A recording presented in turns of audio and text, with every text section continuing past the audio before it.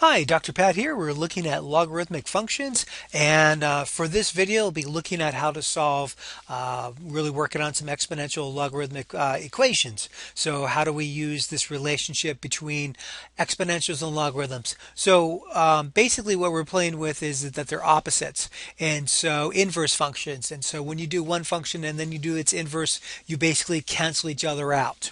And so we'll be playing with this. So the exponential graph, you may recall from previous work, that it's kind of level at the one side and then it gets very, very steep. Crosses here at the point 0, 1. Now for inverses are mirror images along the diagonal line y equals x. So this diagonal line right here, what we have is we have an exponential function, and then its mirror image is the logarithmic function. And so instead of crossing at 0, 1, this one crosses at 1, 0.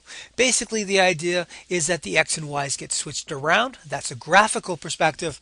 Another perspective, the algebraic one, is that they cancel each other out. And we'll be using this idea of canceling each other out to solve equations. So let's take a look at this. So we're going to start with the basic equation e to the x equals 24.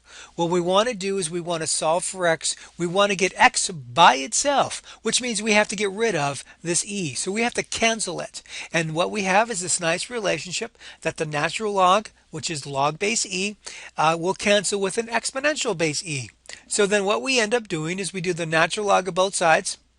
Remember that we're dealing with equations, so what you do to the left side, you have to do to the right side. So that's why we're taking the natural log of both sides.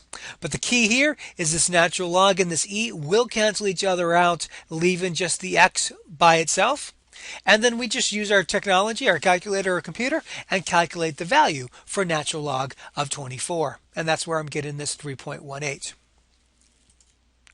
And now I have something different. I have 5 to the x equals 24. So what I have now is basically an exponential that has a different base. It's not base e, it's base 5. So this is exponential base 5. And so to cancel it, I need to use the logarithm base 5. And so that's what we're looking at. So log base 5 and 5x cancel. Think about it in terms of square roots. A square root will cancel a power 2. A cube root will cancel a power 3. So there's a relationship between roots and powers and which ones they cancel. A cube root does not cancel a power 2.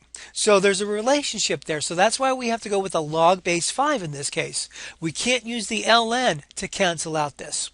And so then what we do is we do log base 5 of both sides. And what happens is log base 5 and 5 base exponential are gone, and that leaves us x to the log base 5 of 24. Now you might be wondering, dude, I don't have a log base 5 on my calculator. Where do we get this 1.97? And so what you end up doing is you kind of convert the bases. And so what I ended up calculating was ln of 24 divided by ln of 5. That's how I get this. So I'm basically converting a log base 5 into a different base. Conversion of base. So that's something that if you're not comfortable with or familiar with, make sure you look that up, how to convert and calculate the log bases. And so another example that we have here is looking for half-life or doubling time. And so doubling time is really important for business and things like that. Half-life is more for sciences and stuff. And so the question here is that we're looking for the time when we either cut in half or double. How do I know which one? It's because I look at the power. That has a negative there. That's a negative rate. And so we have a decreasing situation. So we have half-life. Half-life is when something decreases. Doubling is when something increases. So I'm looking for the half-life. And this number right here, you may recall from exponentials that this 1346 is the initial value.